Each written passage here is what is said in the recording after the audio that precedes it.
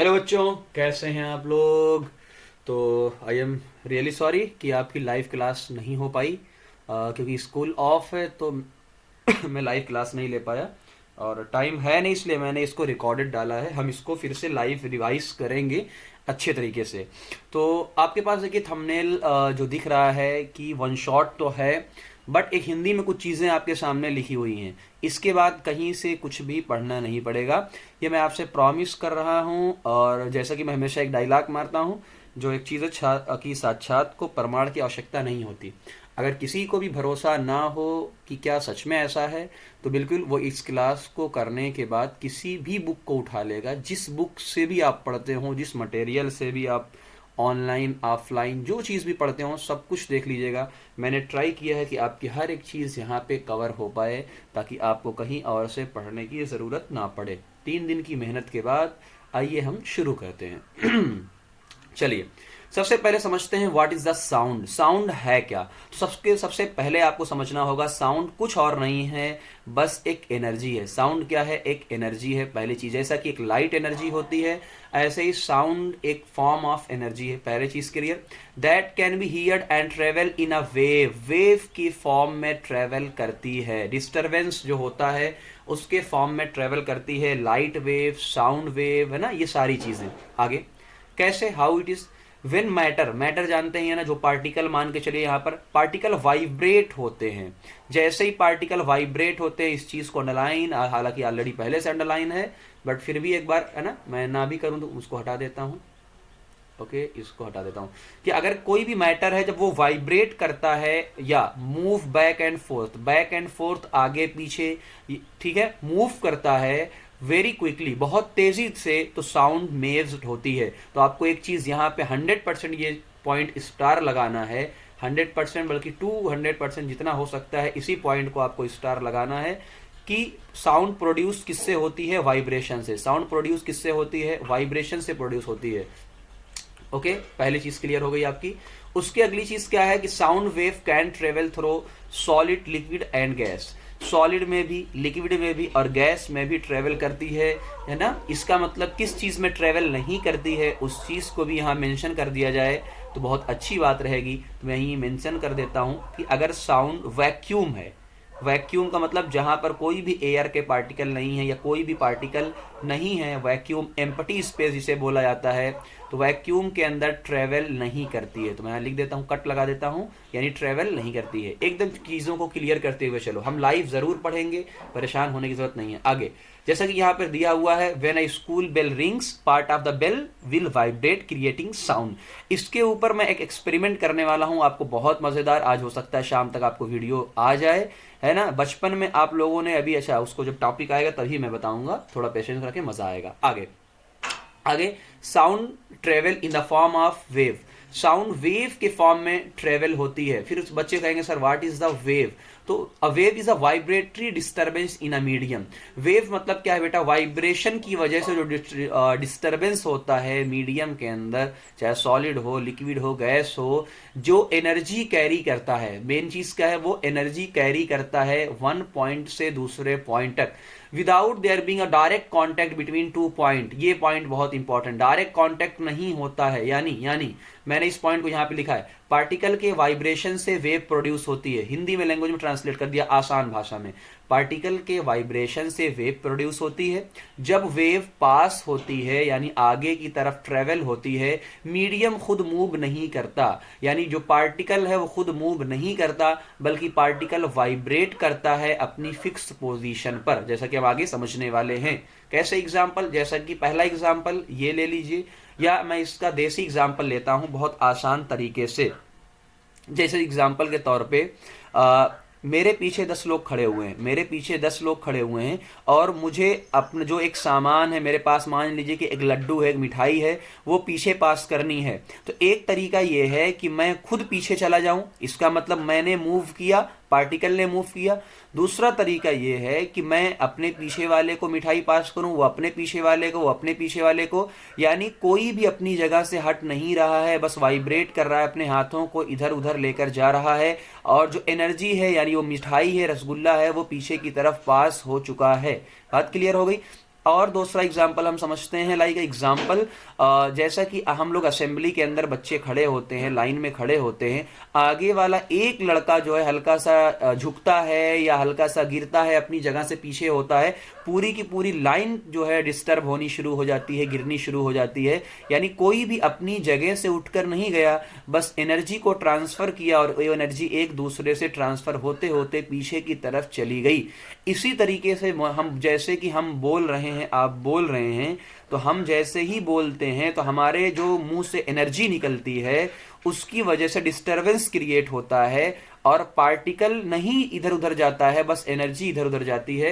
अब आप समझ में आगे होंगे, अब आपको पूरी बातें दिमाग में क्लियर हो गई। तो पूरा समराइज क्या है कि पार्टिकल मूव नहीं करता, वाइब्रेट करता है और वाइब्रेशन की वजह से एनर्जी का ट्रांसफर इधर उधर होता है। जैसा कि हम पत्थर फेंकते हैं पानी के अंदर तो एक सर्कल बनता है एक्सपैंड होता हुआ, उसे बोलते हैं रिपल्स या वाटर वेव।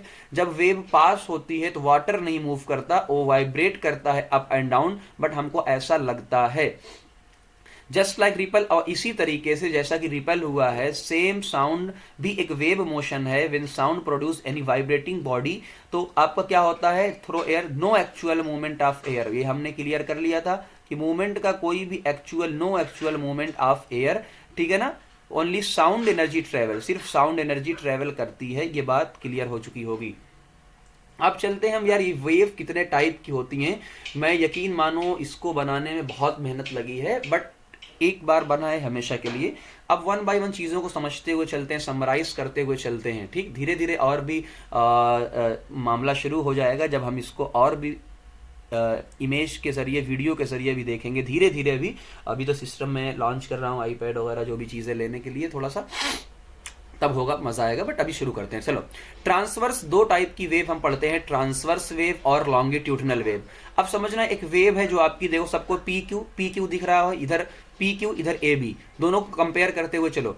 पी क्यू यानी वेव इस डायरेक्शन के अंदर जा रही है, आपकी वेव इस डायरेक्शन के अंदर जा रही है। ये देखो, ये वेव की डायरेक्शन है, वेव इस डायरेक्शन के अंदर जा रही है। लेकिन जो आपका वाइब्रेशन है 90 डिग्री पर हो रहा है। इस वेव से देखो 90 डिग्री पे हो रहा है, अप एंड डाउन हो रहा है, अप एंड डाउन हो रहा है।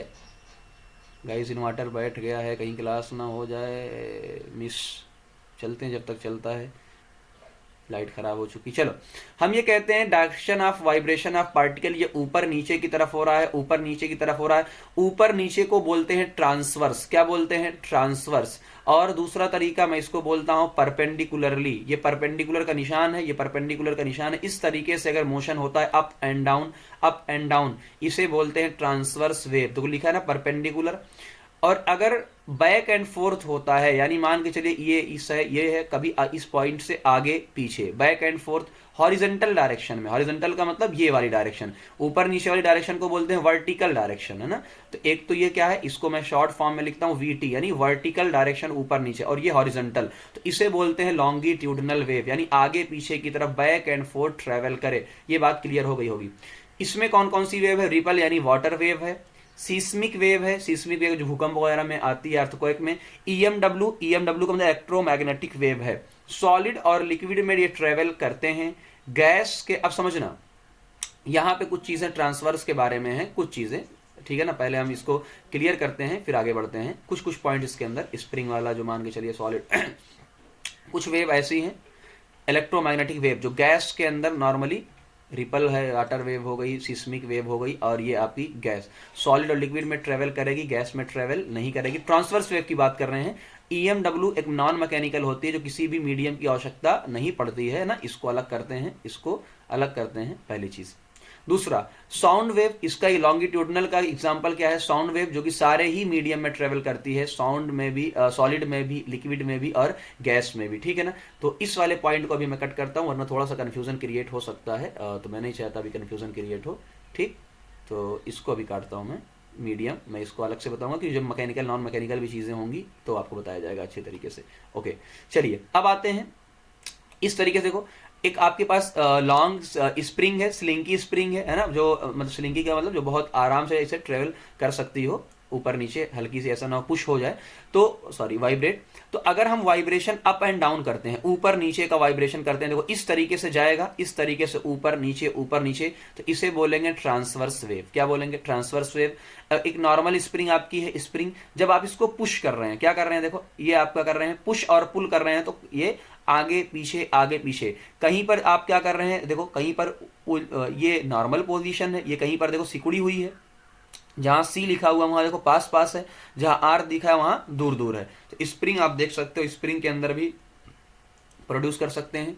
तीसरा और तरीका क्या है ना, धीरे धीरे हम सबको स्टडी करेंगे इसको। तीसरा और तरीका क्या, कि देखो जब भी आपका लॉन्गिट्यूडनल वेव बनेगा तो आपका क्या है, ये लाइन ऑफ डिस्टरबेंस है, ये जो आपका लाइन ऑफ डिस्टरबेंस है, एक बार ऊपर जाएगा नीचे जाएगा, ऊपर जाएगा नीचे जाएगा। तो जो ऊपर वाला है उसे बोलेंगे पॉजिटिव डिस्प्लेसमेंट यानी क्रेस्ट बोलेंगे, जो नीचे जाएगा वो ट्रफ। यानी हम ये कह सकते हैं कि लॉन्गिट्यूडनल के अंदर क्रेस्ट और ट्रफ बनते हैं, क्रेस्ट एंड ट्रफ बनते हैं इस तरीके से। ठीक, आगे इसके अंदर क्या होता है भैया, जब आप जो है आगे और पीछे जाएंगे, किसी एक पॉइंट पर मॉलिक्यूल बहुत पास पास आएंगे। सिंपल सी बात है ना, किसी एक पॉइंट पर जब आपने आगे पीछे आप गए बैक एंड फोर्थ, किसी एक जगह पर मॉलिक्यूल बहुत पास पास आए, और मॉलिक्यूल बहुत पास पास आए तो कंप्रेस हुआ, तो देख लो कंप्रेस तो ग्रेटर डेंसिटी, तो यहाँ पर डेंसिटी यानी घनापन क्या हो जाएगा, बढ़ जाएगा। और जहां पार्टिकल दूर दूर हैं वहां रेयरफेक्शन यानी यहां पर डेंसिटी कम होगी। ठीक है ना, तो ऐसे ही एक बार कंप्रेशन और रेयरफेक्शन। तो यहां देखो, तो यहां सेम ग्राफ है, कंफ्यूज मत होना, यहां डिस्प्लेसमेंट का ग्राफ है, यहां डेंसिटी का ग्राफ है। तो कंप्रेशन का मतलब जहां आपकी डेंसिटी क्या है, नॉर्मल से ज्यादा, देखो नॉर्मल डेंसिटी क्या है, एक्स है, ग्राफ को कंफ्यूज मत होना, यहां नॉर्मल डेंसिटी क्या है, समझना इस बात को, वरना कंफ्यूज हो जाओगे। वहां लाइन ऑफ डिस्टर्बेंस, यहां नॉर्मल डेंसिटी मैंने माना एक्स है, जब कंप्रेस हुआ, ये देखो ये वाला पॉइंट देखो, ऊपर नीचे मैच करो, ग्रेटर डेंसिटी कंप्रेस तो बहुत ज्यादा डेंसिटी, और रेयरफेक्शन यानी कम हुई डेंसिटी तो नीचे, फिर कंप्रेस डिस्टर्बेंस, यानी इस तरीके से आपको कहानी होती जा रही है। तो ग्राफ भी आपको समझ में आ गया होगा, है ना। आगे सेम पढ़ के आप देख सकते हो, वही सेम चीज है लॉन्गिट्यूडनल वेव का है, कि एक कंप्रेशन है ग्रेटर डेंसिटी और प्रेशर हाई है, लेस डेंसिटी प्रेशर लो है, सेम इस तरीके से है। यानी कंप्रेशन क्या होता है, जहां पार्टिकल बहुत क्लोज आ जाते हैं, हालांकि हमने पढ़ लिया है, बस डिफिनीशन आपको लिखनी कैसे, वो बहुत क्लोज आ जाते हैं, तो इसमें क्या होता है, वॉल्यूम कम हो जाता है। सही बात है भाई, पास पास आएंगे तो वॉल्यूम क्या होगा, कम हो जाएगा। तो अब मैं इसको यहाँ पे और मेंशन कर दे रहा हूं कि आपका जो वॉल्यूम है डिक्रीज हुआ है। देखो ये V का मतलब वॉल्यूम, वॉल्यूम क्या है आपका, डिक्रीज हुआ है, वॉल्यूम डिक्रीज, वॉल्यूम इंक्रीज। ठीक, और यहां से एक चीज और बताएंगे, मैंने उस क्लास में बताया था कि जो आपका प्रेशर होता है वो वॉल्यूम के इनवर्सली प्रोपोर्शनल होता है। इनवर्सली का मतलब क्या है, एक बढ़ेगा तो एक क्या होगा, घटेगा। इनवर्सली प्रोपोर्शनल मतलब एक बढ़ेगा तो एक घटेगा। इसका उल्टा कर देंगे, रेयरफेक्शन के अंदर आ जाएंगे। Characteristic of sound wave, sound wave की क्या क्या कैरेक्टरिस्टिक है उसके बारे में हम चर्चा कर लेते हैं। सबसे पहले आपको क्लियर होना चाहिए कि एक वेव किसको कहते हैं। देखो ये गोला लगा हुआ है और ये गोला लगा हुआ है, एक बार ऊपर गया एक बार नीचे आया, एक बार ऊपर एक बार नीचे, इसे बोलते हैं वन चक्कर। क्या बोलते हैं, वन रिवोल्यूशन या एक चक्कर। बात समझ में आई, एक वेव बोलते हैं। तो आप यहां मेंशन कर लो कि इस पूरे को क्या बोलते हैं, अ साउंड वेव वहां लिखा हुआ हालांकि, तो इसे बोलते हैं वन वाइब्रेशन। तो ये पहली चीज तो बच्चों को यही नहीं क्लियर होती, what is a one wave. तो पहली चीज तो ये आपको क्लियर होनी चाहिए कि एक वेव है या एक साइकिल है ना, चलाने वाले नहीं, एक साइकिल है।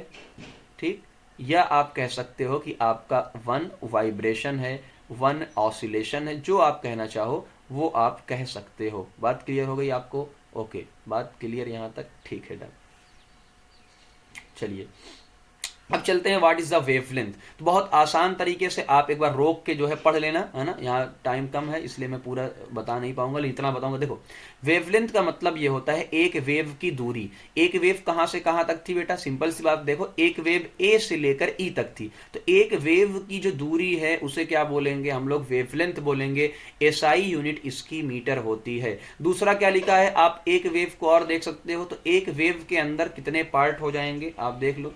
तो एक वेव है ना, तो यहाँ पे आपको क्लियर कर दूं थोड़ा सा और, ताकि आपको कोई प्रॉब्लम ना हो। एक वेव, तो एक वेव, अच्छा ये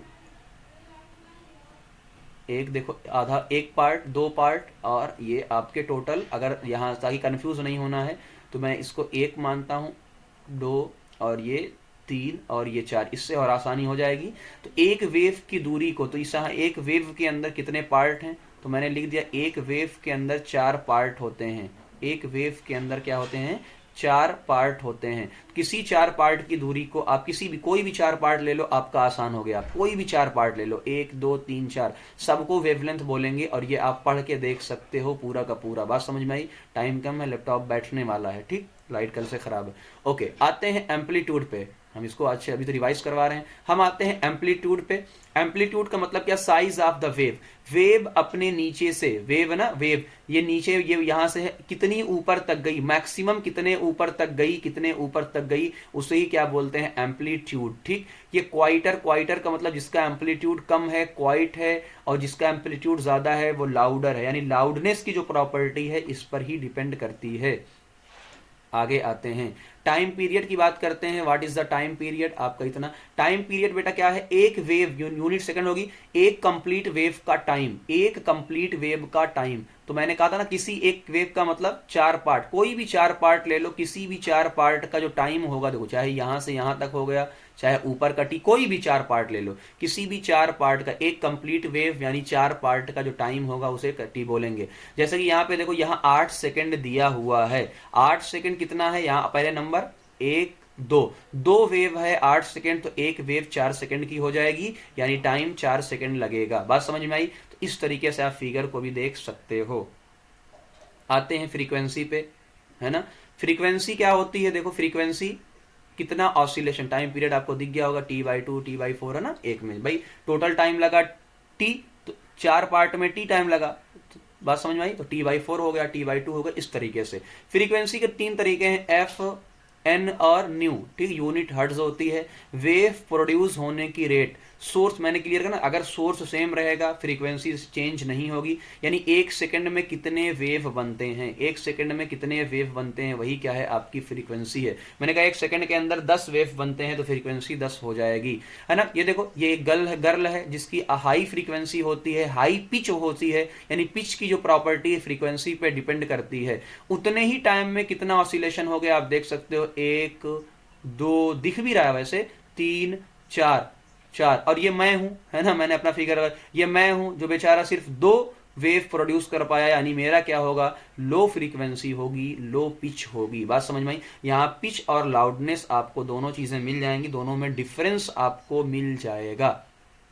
ओके, फिर हम चलते हैं इस पर कि यार सपोज करते हैं कि टाइम पीरियड ऑफ वेव क्या है? T सेकंड है, यानी T सेकंड में एक वेव है, T सेकंड में एक वेव बनती है। मैंने माना भाई T सेकंड में, भाई एक वेव का टाइम T, तो T सेकंड में एक वेव, तो एक सेकंड में 1/T वेव मिलेगी। तो फ्रीक्वेंसी एक सेकंड में कितनी वेव बनती है? तो फ्रीक्वेंसी टाइम पीरियड का उल्टा आ गया। दूसरा, वेलोसिटी, वेलोसिटी क्या होता है सबको पता है, डिस्टेंस अपॉन टाइम। तो डिस्टेंस क्या है बेटा? लैम्डा, एक वेव की डिस्टेंस क्या है? लैम्डा, सिंपल सी बात है। और टाइम कितना लगता है? Capital T.